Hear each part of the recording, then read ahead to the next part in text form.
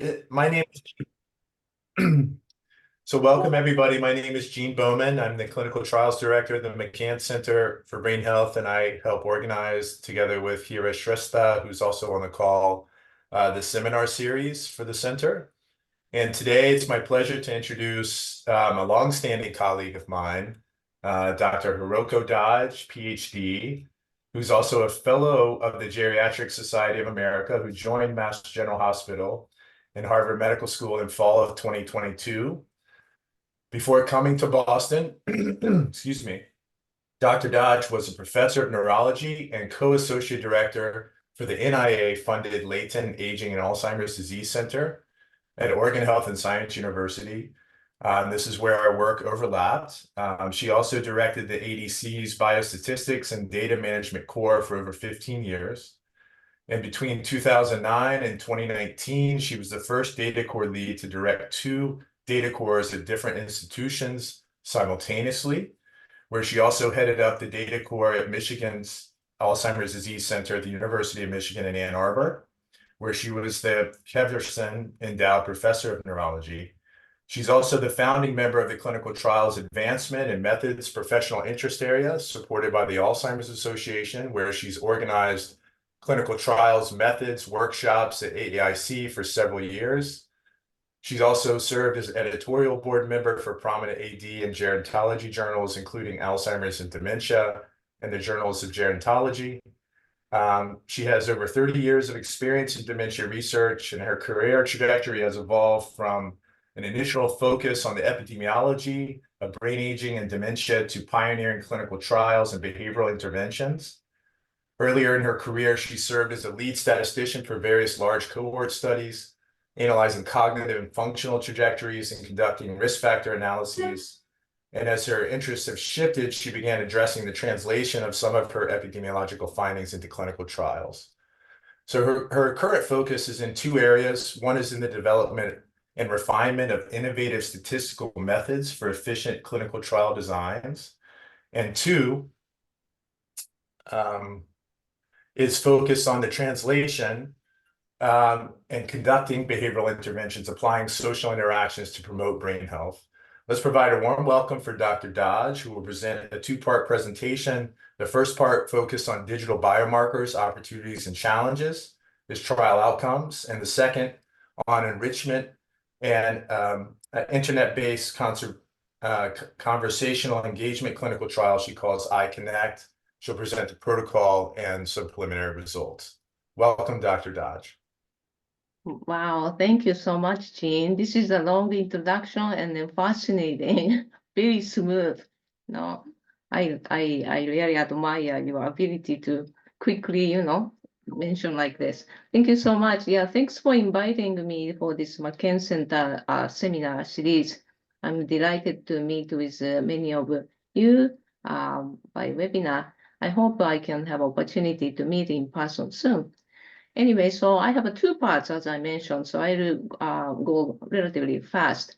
So do you see my slide okay? Looks great. Okay, so the first part is more based on my experience working on the digital biomarker area and like sample size estimate. So let's get started. So there's my disclosure.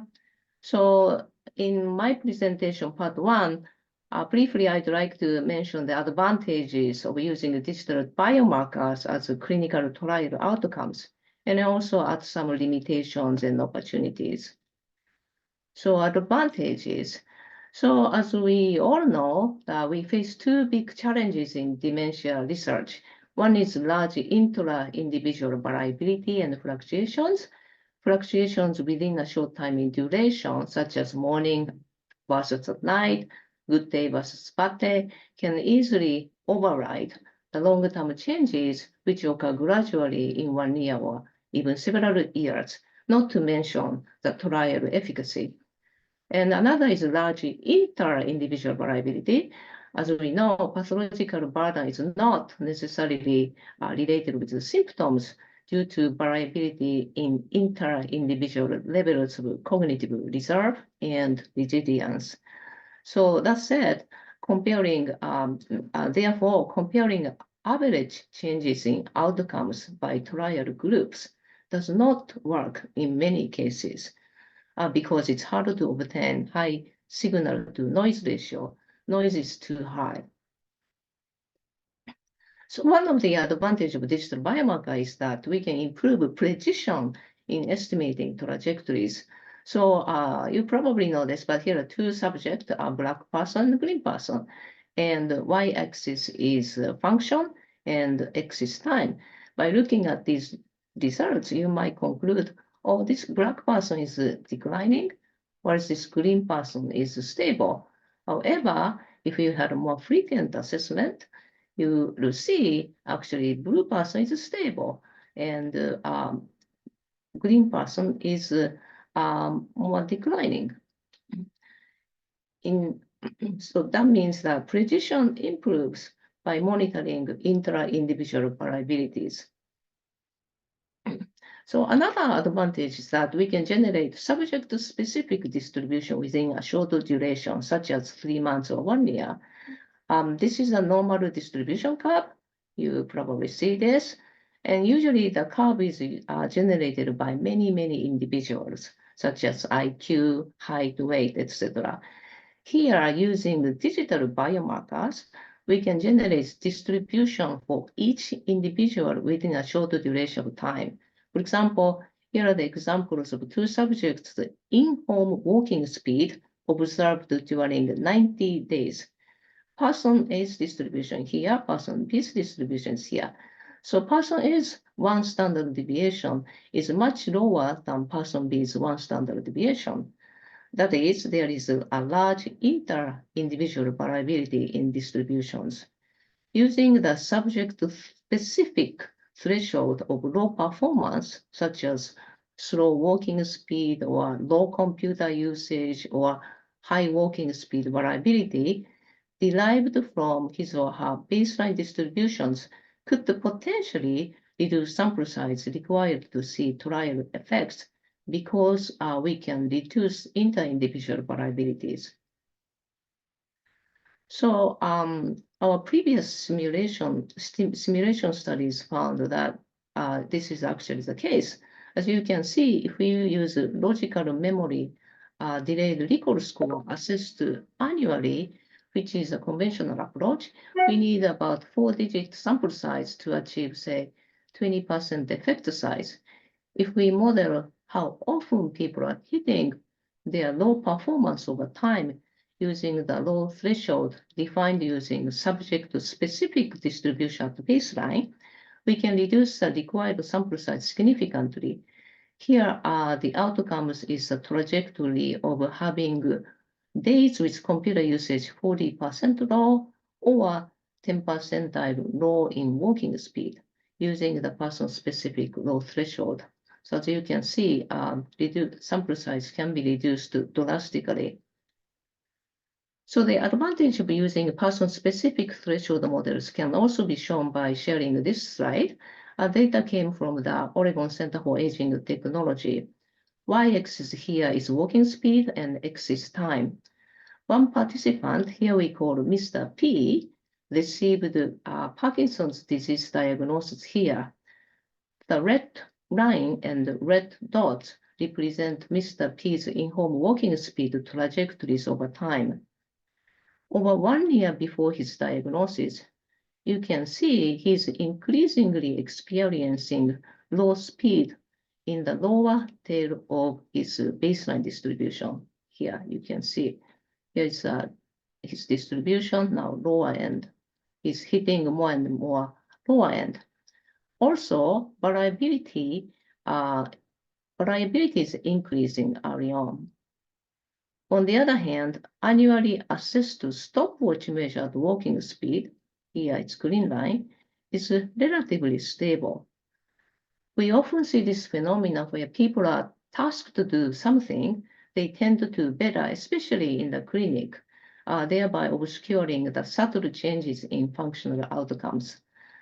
Now, you might think that the linear trajectories in continuous time mixed effect models also are using person-specific trajectories because, takes a sort of mean distribution of person-specific trajectories. But because variability often increases in functional outcomes early on, linear trajectories might not be sensitive to capture the changes. In sum, counting the incidence of experiencing low performance, like here, is sensitive to disease progression, especially during the preclinical stage when the variability is also increasing. So here are the detailed results of the sample size analysis. This column shows empirically derived slope differences between the control and experimental groups. Here we are using modeling that the slope of the subject who developed MCI later on represent that of the placebo group, and the slope of those with normal cognition represent that of the experimental group. As you can see, linear mixed effect models are not necessarily significant. And then therefore it requires a large sample size to see the effect size, certain effect size. If we use generalized mixed models with outcome having a low performance state using logit link, then we see a significant difference between the two groups, and then sample size are reduced largely. So this is a graph showing the likelihood of days with low threshold computer usage over time. In my previous group, we call this modeling techniques as a Dutch threshold model, DTM. So subject destined to develop MCI were experiencing more days with low performance here, whereas normal group are very stable. And more recently, Dr. Chaoi Wu, who transferred to MGH with me, replicated the result using more recent data. So I'd like to see more replications. So please let me know if you have a longitudinal digital biomarker data, so I can certainly want to try whether DTM model works for other data. Okay. So to make a long story short, one of the advantages of digital biomarker is we can use each subject as their own universe in order to identify subtle changes or deviations from their own premorbid stage. Big data for each subject can eliminate inter-individual variabilities, increase the signal to noise ratio, and thereby we can reduce sample size. So another advantage, advantage number 3, is it can potentially reduce trial duration. Now, changes in CDR or incidence of MCI are often used as a trial outcomes. But as you know, it takes long time to observe these changes. For example, from CDR 0 to 0.5, it usually takes 3 years or more, even among those at high-risk group. Say Y is function here. Even when these discrete outcomes are not changing, some functions sensitive to cognitive changes should be gradually declining. So if you have a continuous outcome, it could provide trial efficacy earlier than the categorical outcomes. Now, you might also think that, neuropsychological tests are also continuous, but traditional cognitive tests can be assessed only periodically because of practice effects and suffer from large inter-individual variability. So even neuropsychological test is continuous, we cannot use repeatedly like digital biomarkers. Fourth advantage, so digital biomarkers are relevant to patients' daily functions and well-being. For example, which one matters more for a patient and his or her family and clinical diagnosis? My CSF A-beta 42 went up by 0.02 standard deviation. Sounds good, but what does it mean? Or MMSE score improved? Is it clinically meaningful? However, if the patients say, my medication adherence improved, I do not often forget taking medications, or I sleep better at night, and therefore I'm more active during the daytime. These are more clinically meaningful and then also relevant to a patient and his or her family members. And interestingly, these translational effects are the ones which are measurable using digital devices. So current gold standard outcome in the trial field is serial sample box instance and these test scores.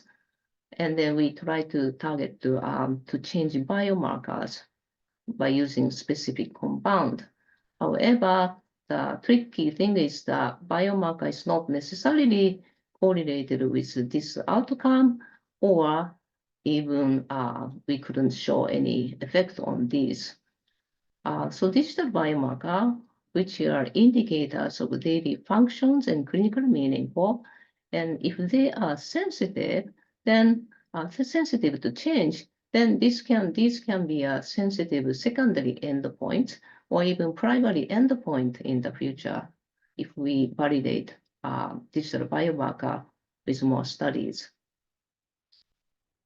So to summarize, here are the advantages of using digital biomarkers as trial outcomes. It's non-invasive, clinically meaningful, and high-frequency data can improve precision, increase the signal-to-noise ratio, and we can use each subject as their own universe so that we can identify subtle changes of deviations from their own primordial stage and potentially reduce trial duration. So what's the current limitations?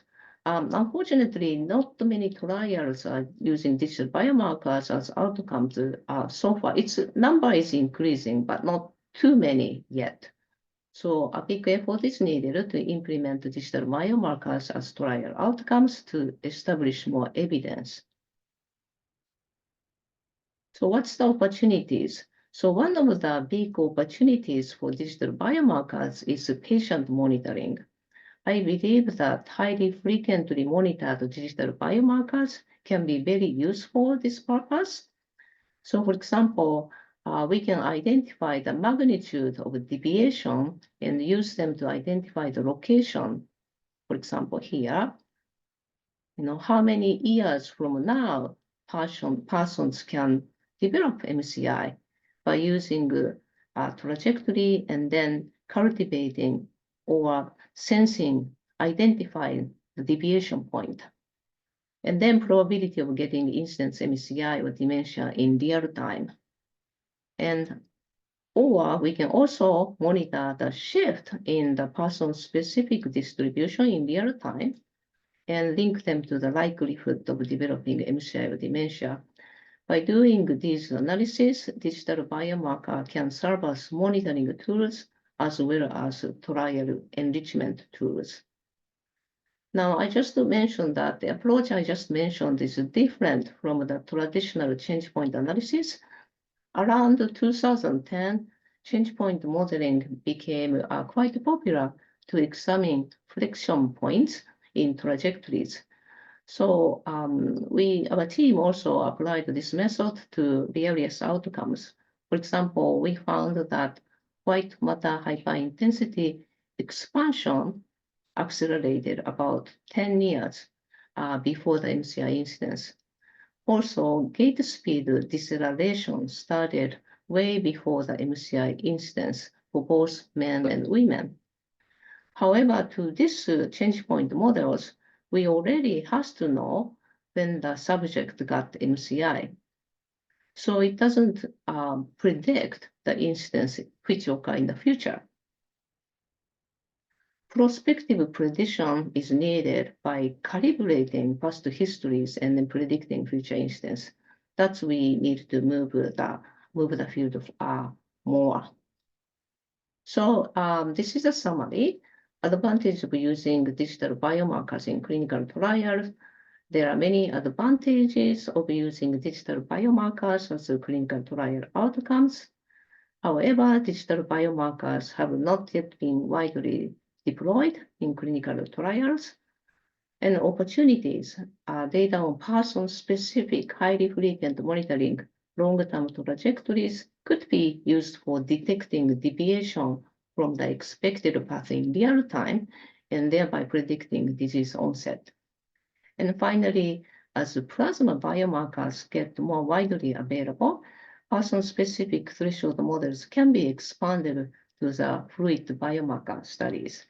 And in fact, Dr. Jean Bowman and then Dr. Rudy Tanzai, we are trying to develop this type of person-specific threshold models in fluid biomarkers to conduct Dr. Tanzai's compound efficacy. So stay tuned. We might have a big advancement in this type of approach in fluid biomarker trial field. Okay, so that's my part one study presentation. Thank you.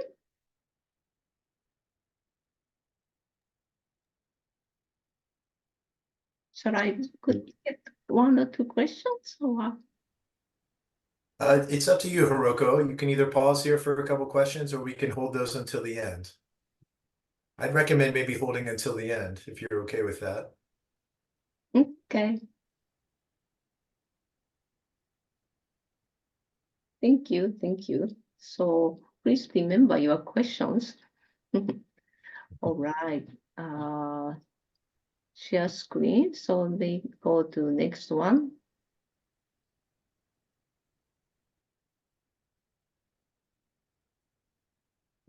Just to remind the audience while we're pausing here, if you can add your questions to the chat, or please raise your hand electronically, and we will make sure that your questions are addressed with Dr. Dodge.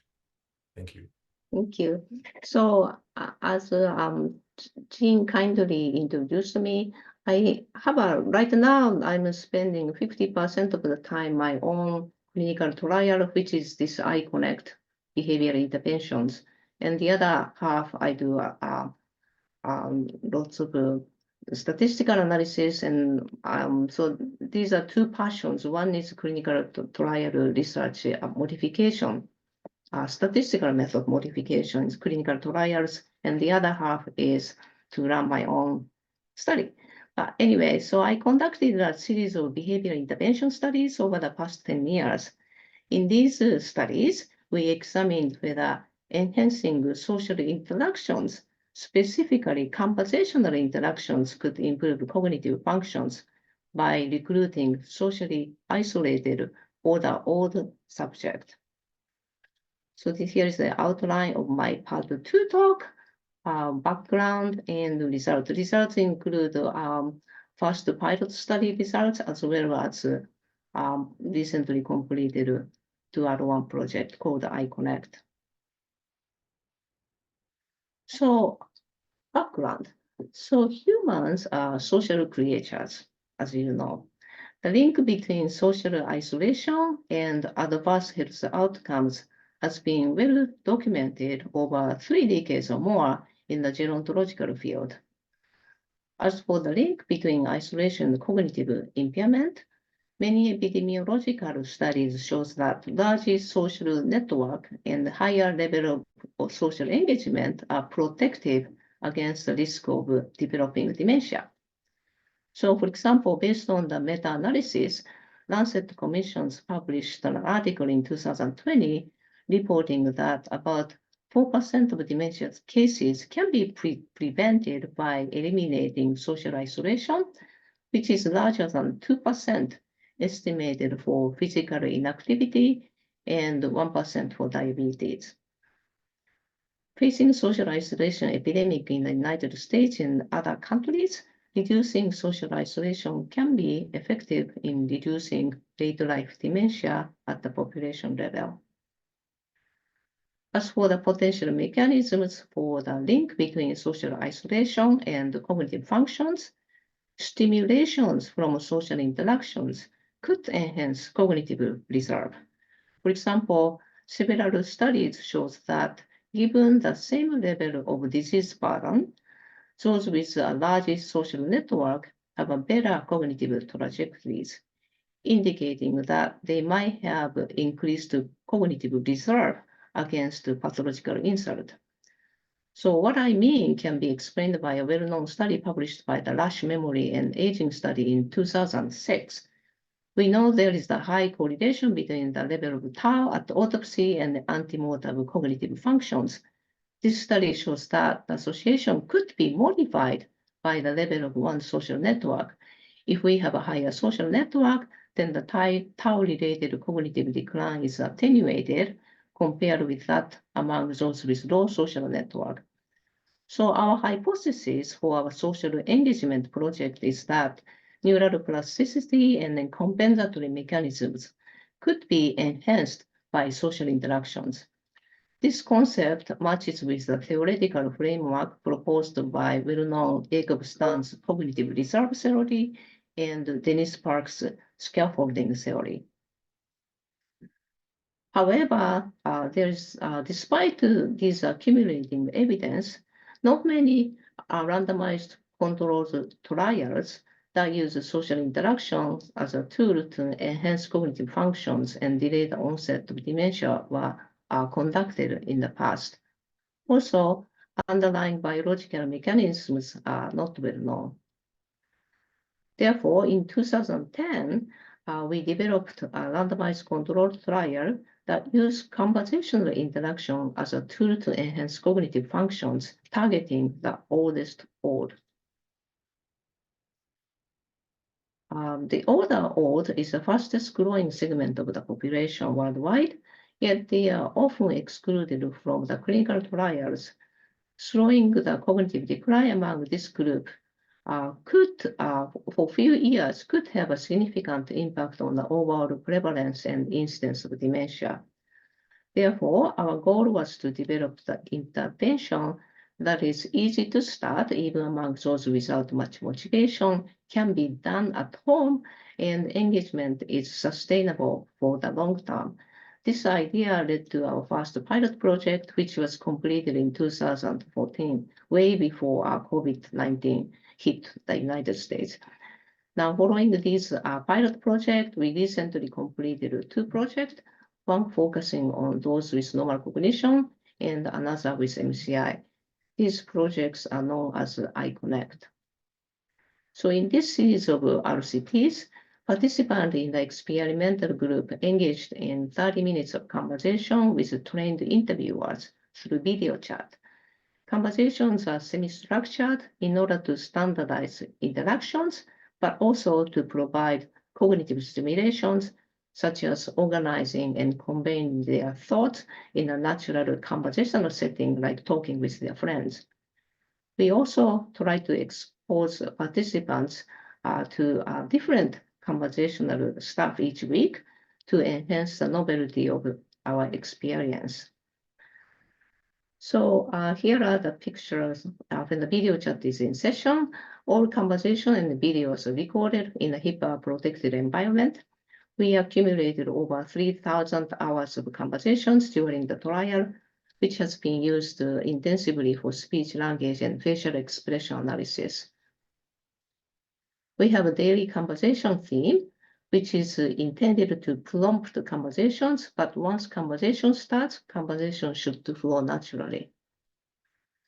To minimize confounding effects of brain stimulation from learning how to use a PC, the device has to be very simple to operate.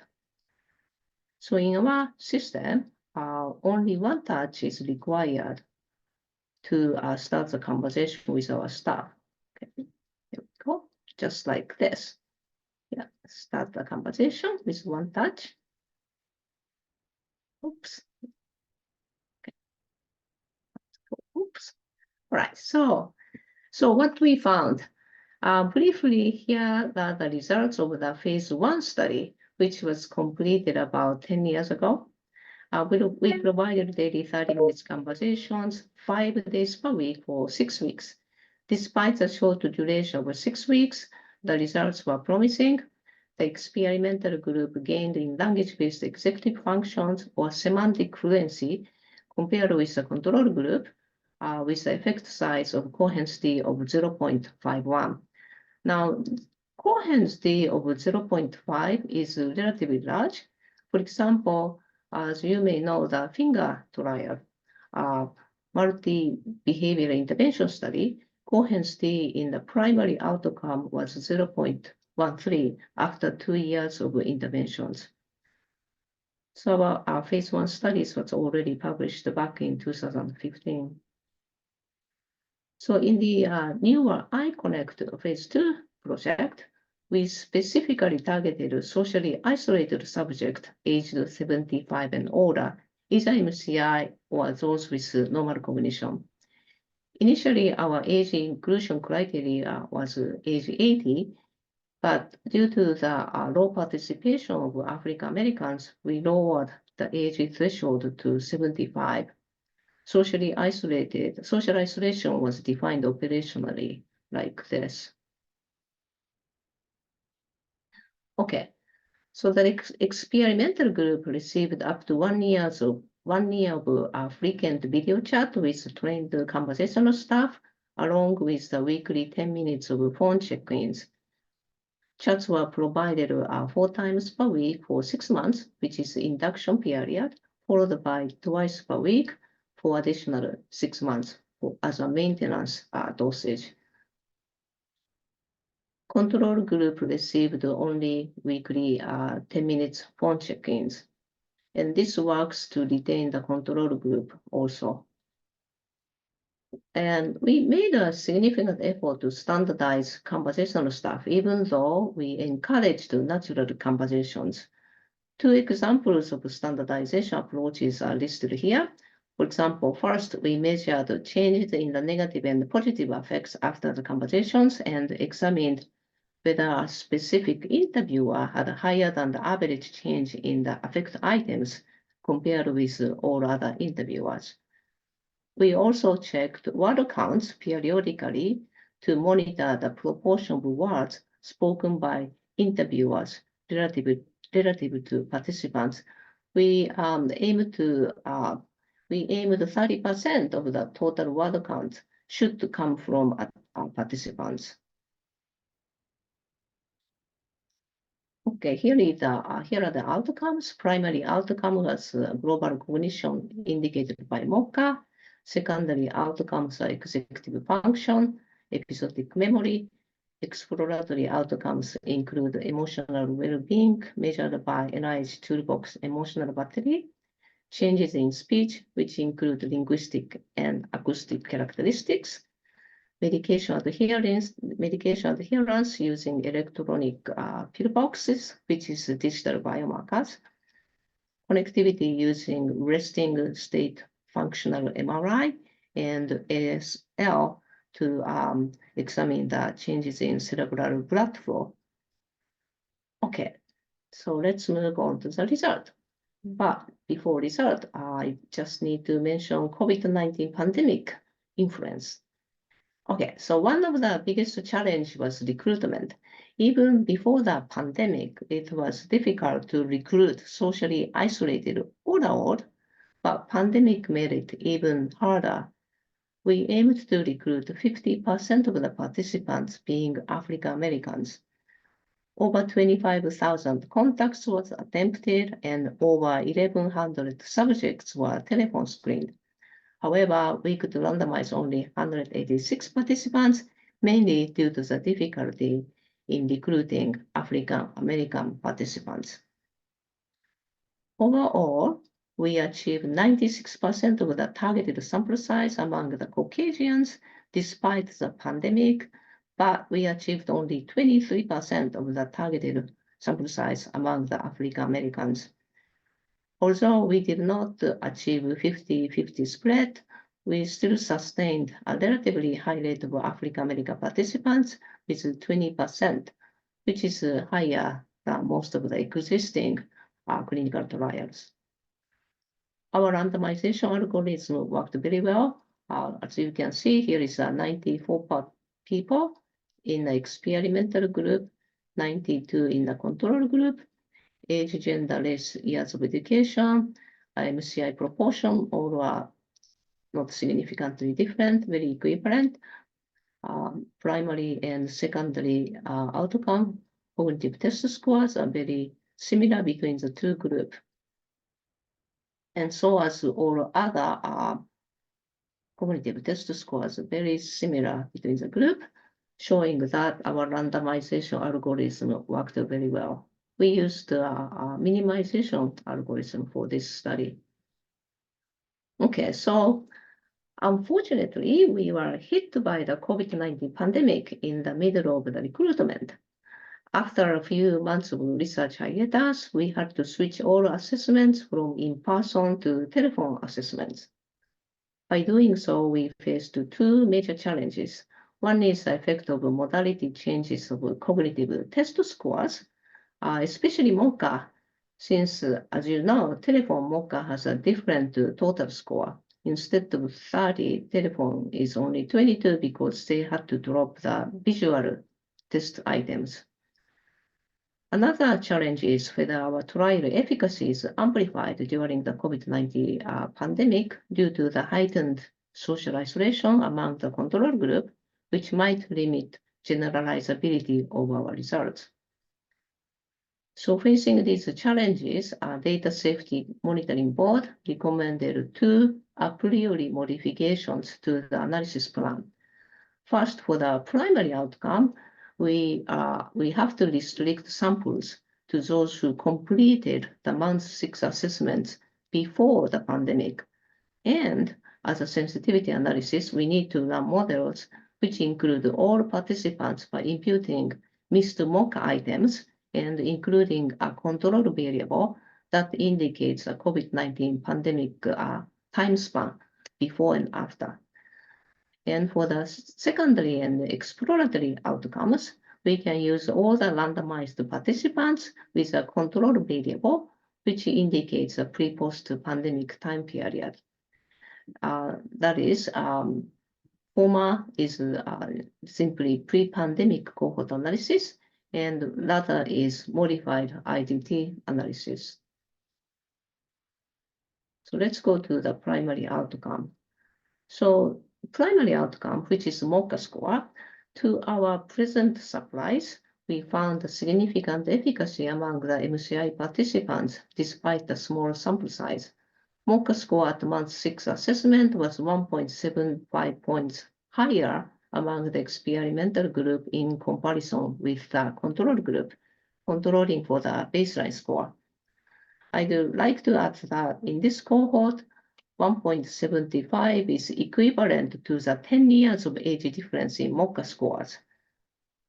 Cohen's D was relatively high with 0.73. Among the normal cognition group, we did not see this efficacy. So there was no significant difference in normal cognition group, only MCI. We conducted a sensitivity analysis where we imputed missing items in telephone MOCA. The results were very similar to the primary analysis. As you can see here, both p-value was 0.03. It's similar. Okay. So let's move to the modified IDT analysis. As I mentioned earlier, in this analysis, we are combining the telephone and in-person assessed cognitive test scores, but controlling for the time span before and after the COVID pandemic started. So here are the results. The experimental group had over 2 points higher score in craft story immediate recall at month 12. Interestingly, COVID-19 pandemic had a negative effect on both memory test scores as shown here. Among those with normal cognition, the experimental group had over 2 points higher scores in category fluency animals, which is language-based executive functions or semantic fluency at month 6. The test item and the magnitudes of the improvement were very similar with our previous study conducted in 2010, confirming the replicability of our result among those with normal cognition. Unlike MCI, COVID-19 pandemic did not modify these test scores. So, summary. With relatively high Cohen's D, efficacy was shown in global cognition among MCI, and among those with normal cognition, we found language-based executive function improved, which is the same test as a previous pilot trial, which were mostly normal cognition people. Top-line results were published last year in the Gerontologist, one of the flagship journals of the Gerontological Society of America. Now, I just need to mention that the control group also had 10 to 15 minutes weekly phone check-ins. So efficacy could be even larger if we compare with those without any contact. So as for the exploratory outcome, I do not have time to go over the result of this exploratory outcome, but briefly, dorsal attention network in resting state functional MRI improved among experimental group compared with control group. And interestingly, psychological well-being improved in both groups, indicating that 10 minutes of phone call might be enough to boost social satisfaction scores. But improving cognition require more frequent interactions. And as for the linguistic characteristic, we found that syntax complexity increased among MCI people. These are all done by my postdoc, wonderful postdoc. Okay, so AI-based, so we recorded many video and recording, and one of the unexpected results of this trial is that these recorded data are very intensively used by data scientists and AI-based analysts.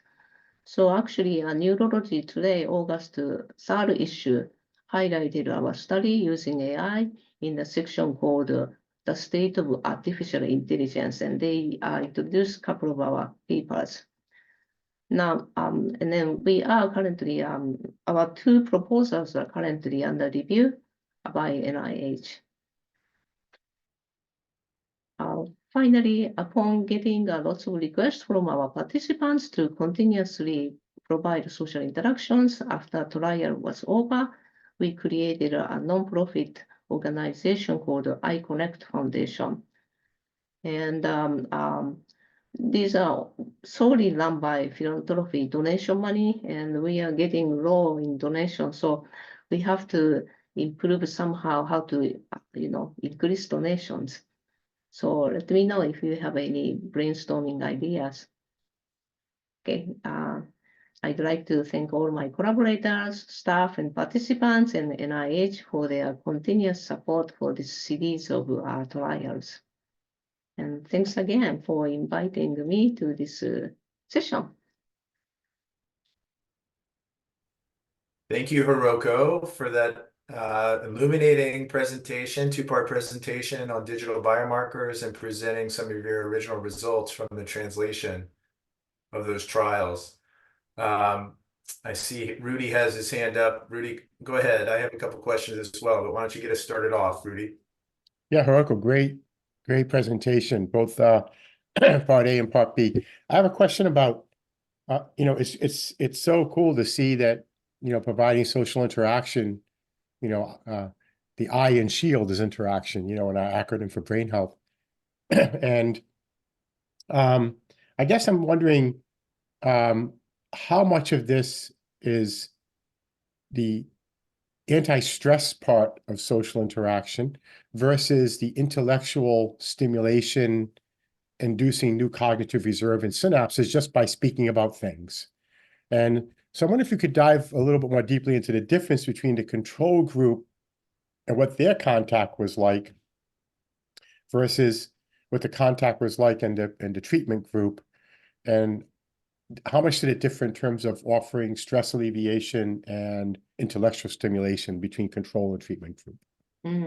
So the original aim of this project was the cognitive stimulation improve cognition, but that factor is mediated by emotional well-being, which include stress.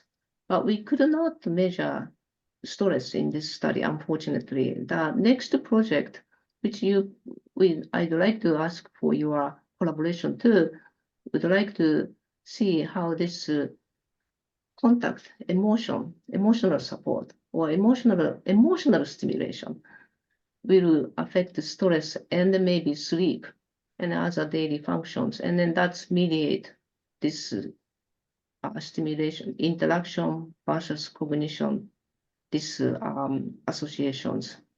Yeah, but I guess what I'm getting at is if you compare the treatment group, let's say they're talking about current events, so they're stimulating intellectually, versus how are you feeling today, and tell me about your day, and tell me about, your grandchildren. More emotional type effect. That's the treatment group. The control group, what they were contacted. What happened with them? Yeah. So control group, about 10 to 15 minutes, we usually ask, hey, how are you doing? Okay, it's a survey type questions. How often did you see your relatives, friends? How often did you go out? It's a very questionnaire-based 10 minutes. The main idea was to monitor social interaction outside of the trial among experimental group, and then frequency of contact in the control group. So that if something like, oh, I had a wedding, then that week is deviation, or I changed my living arrangement. So we can control this one later on in the model-based analysis, but that's why we collected it. But in order to keep the control group in our study, we had to offer something. So about 1 month after we started, we provided some fun fact. And we say, hey, thank you for serving as a control group. We appreciate always 10 minutes this survey. And after they answer all these survey, like medication changes, contact frequency, instance of fall, hospitalization, all this surveys done, we say, I have an interesting fact to talk with you today. And do you know Mickey Mouse and Minnie Mouse were actually married? That kind of a question, very short, mini, fun, quiz type questions. And then they absolutely love this. Control group really loved it. And that's, I think, why their emotional well-being measured by NIH Toolbox emotion battery improved. So that's why both groups improved in the social satisfaction scores. Yeah, got it. Thank you. Really interesting to have such an effect.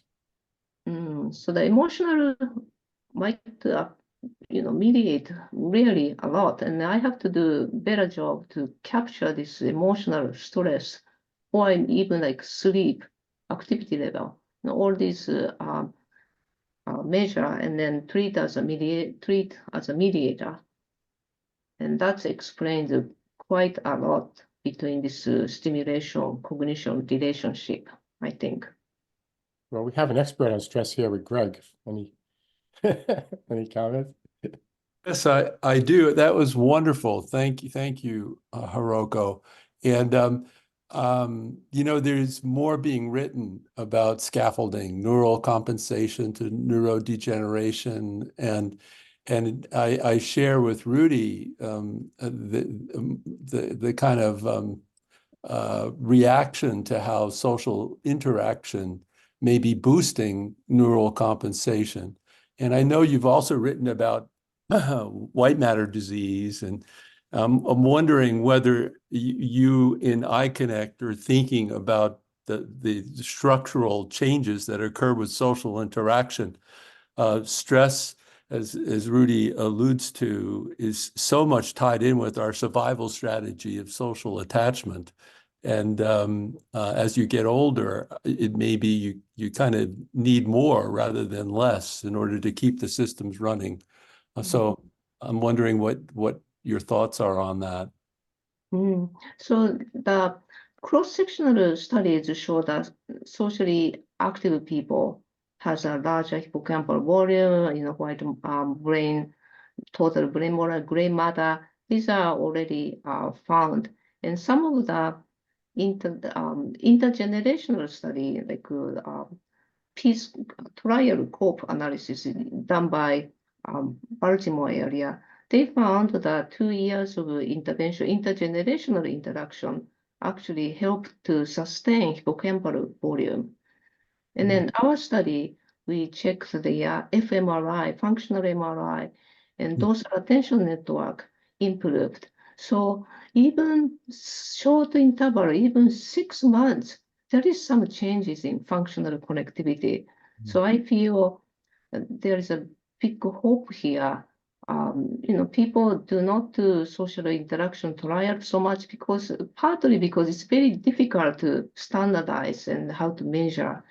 But if we do this, the effect size seems to be very big, and then it's already multifactorial design because it's not just stimulation, but also it can be emotional boosting, reduce depression, some mechanisms, not just the stimulation is involved. So it's a very interesting how to sort out which one is contributing more or how to measure, how to sort out the effect of these each different one to the cognitive measurement.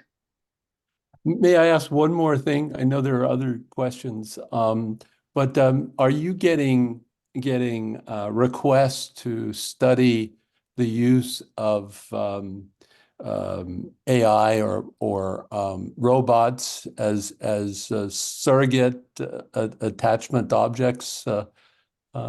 Yes, it's lots of data requests to share this audio video data, and then one of the focus of that group is develop chatbot. So they are investigating our recorded conversation and then how to train the chatbot so that they can, in the future, we can substitute humans with robots. So far, it's working well. So, Thank you. so thank you for the questions. Maybe thank you for your patience, Nelson. If you'd like to go ahead and pose your question. Sure. Thank you. So very quick, first, thank you for the presentation. It was really good. I enjoyed it. Just quick question. So you said you want to look into plasma biomarkers in the future. I would like to know, like, what challenges do you anticipate for when you do like the plasma biomarkers? Good question. That's the one we are working right now, simulation that. Yeah, so certainly people think plasma biomarker is very stable and accurate, but actually there's a fluctuation, and then fluctuation can be induced by maybe nighttime sleep or other medication they are taking. It's good to fluctuate. So in order to improve precision, we would like to collect at least like 3 times. Now, plasma biomarker, it's much easier than PET scans. So we hope that we can collect like at least 3 or 4 times during the placebo, and then 3 or 4 times at least after we start to take medication or intervention. But it is a challenge because unlike digital biomarker, which has 500 data points, and we can easily sort of create distribution, person-specific distribution, biomarker, maximum we can do is probably 4 or 5 blood draws, so that we cannot draw the normal distribution. So we have to do quasi normality, predict distribution from the 4 or 5 time points, or just use a range. And then how much, twice of the range can be achieved as a significant change for this specific person, that kind of quasi normal distribution measurement might be work better. Well, it's necessary because it's still expensive, still invasive, not like digital biomarker, but we'd like to collect 4 or 5. And we are currently working on the sample size estimate, if we increase 5, 6, 7, how it affect on the sample size requirement. Thank you. Thank you, Dr. Dodge. We have one question posted in the chat from Dr. Rand regarding what was the main reason that the contacted African Americans were not able to be included in the study? What was the barrier for that subset of the population for your technologies? Yeah, so they are acceptable. And they don't mind doing the technology things. The most difficulty is to find socially isolated African Americans in the community. Now, Michigan has, for example, registry, but almost all registered participants are disqualified because they are very, very socially active to begin with. So it's a difficulty to recruit socially isolated African Americans in the community. And we are also told, oh, go to church, and then community leader, champions, talk with champions, but they only know the people who come to them. So isolated people who are isolated, it's really unreachable for us. So finding isolated all the participants was the most difficult part to recruit African Americans in this study. Thank you. So maybe I have a question or a comment or maybe a future direction. It seems from your presentations that cohort studies that integrate digital biomarkers with conventional neuropsychological measures, neuroimaging, blood-based biomarkers, that those cohorts don't really exist currently, meaning a lot of the technologies that you're utilizing, there are not great natural history studies on the impact. Some of the preliminary studies that you've led are some of the largest, and they're relatively small, limited sample sizes. So I'm wondering if for example, a midlife cohort is needed to provide longitudinal assessment of these digital biomarkers compared to conventional measures, that you're posing that your digital biomarkers are more sensitive to early detection of people at risk and early detection of changes that might be modifiable. Is that something we should be thinking about, a large longitudinal study, perhaps in midlife, that integrates these type of measures so that we can design clinical trials better and understand which measures we should be utilizing in certain subsets of the population? I think so. More data is always great, and we don't have nice data like you mentioned, middle age versus old age, and then longitudinal, at least like 5 years. If we have that would be great. So epidemiological studies, for example, could implement digital biomarkers. Like Framingham is actually doing this, right? Like Framingham, I think they are starting to use wearables. So we might have longitudinal data in the near future, but also we have to try many devices too, not just Fitbit or certain devices, because people tend to use different devices and we don't have any validation data yet. So it takes time, but yeah, we need that data. Maybe you can implement in your nutrition trial to digital biomarkers. Sure, that would be interesting. Well, thank you so much. We're a few minutes over the hour. If there aren't any more burning questions, thank you, Dr. Dodge, for taking the time to present it at the McCance Center. Appreciate you presenting your original results. Stay in touch. Yeah, thank you for the opportunity. Thanks, everybody. Okay, we'll be in touch. Thank you, Take Hiroko. care. Bye.